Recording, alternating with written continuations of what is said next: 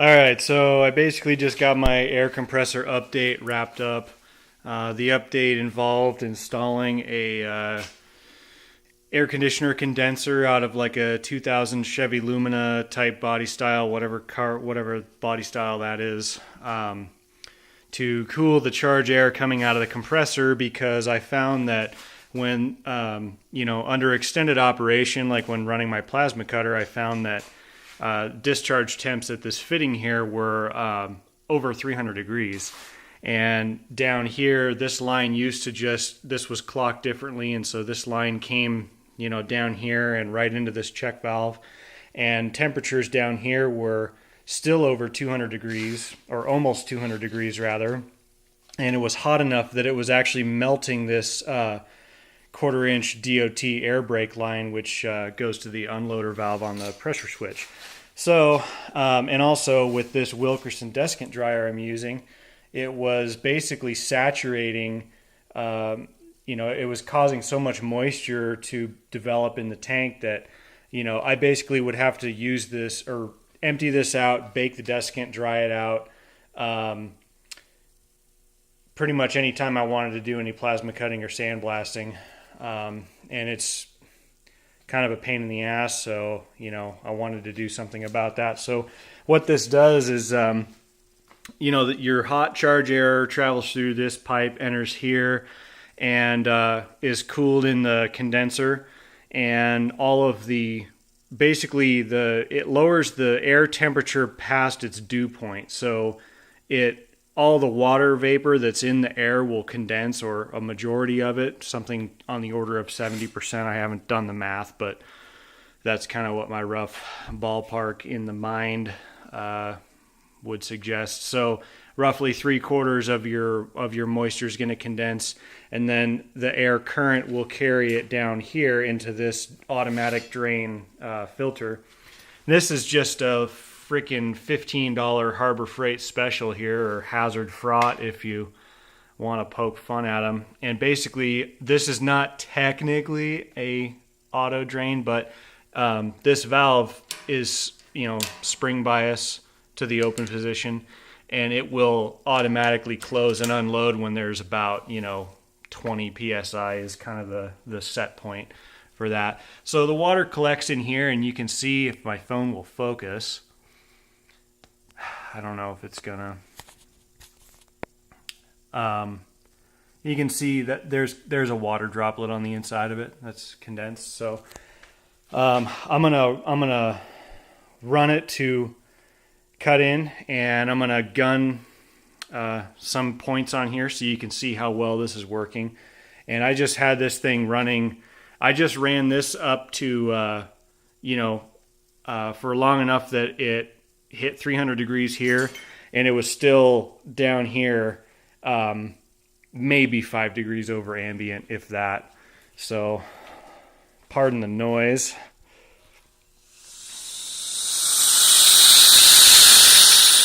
And yes, I know I need a new gauge, thanks.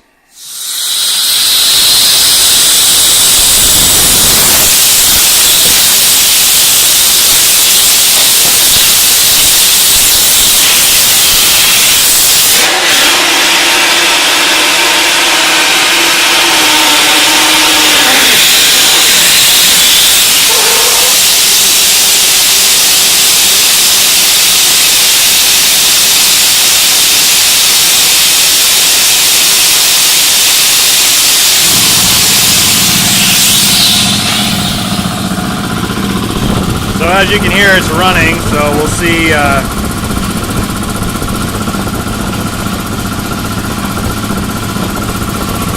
Temperature's climbing pretty fast there.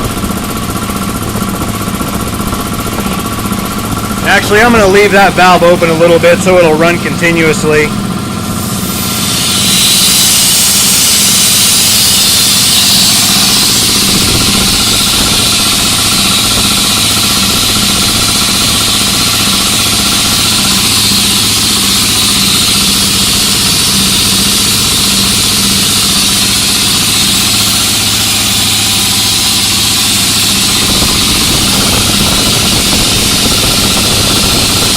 And as you can see, you know, the fan that's built into the compressor pulley is drawing air through this, so it's got a little bit of active airflow. Not a lot because the shroud's all open, but it gets the job done. So there you go, 250 at the compressor discharge. And we're still showing about 200 here, but as we move down you can see it cools off really fast.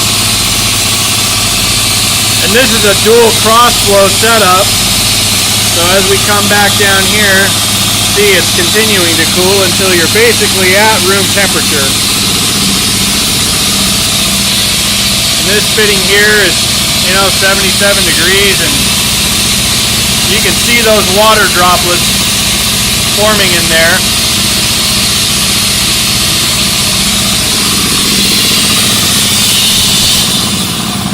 So I'll close that and let it build to its cutout point.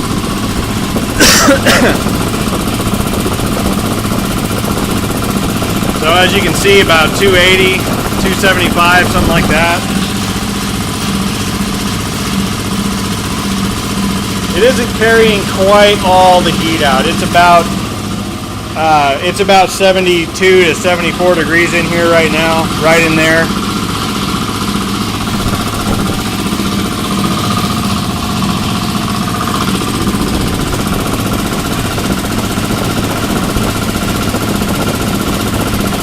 And as I mentioned before, I have seen this fitting right here hit over 300 degrees on this gun, which is hot.